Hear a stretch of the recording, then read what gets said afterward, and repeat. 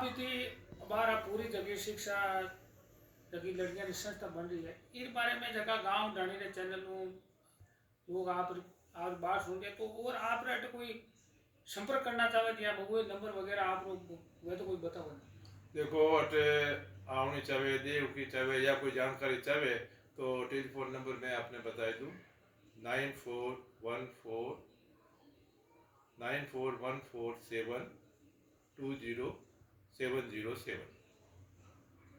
ये telephone number है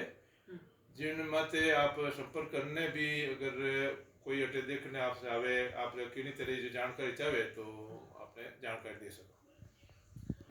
तो चलो आपने ऐसा का मोबाइल नंबर भी बता दिया है कोई भी आओ आप ऐसे की मौके माते जगह बड़ी हुई है देखो यार आप ऐसे को बिल्कुल जगह संपर्क करो और मौके माते आ रहे की जगह निरीक्षण करो इन वास्ते और आपने चैनल जो गांव ढाणी है नी और जो लड़के हॉस्टल है वो गांव ढाणी रे वास्ते ही है गांव ढाणी में रहने वाली बच्चों रे वास्ते ही है ठीक है नी। तो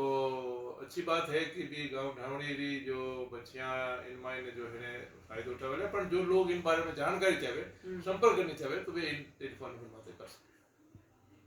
ठीक है धन्यवाद।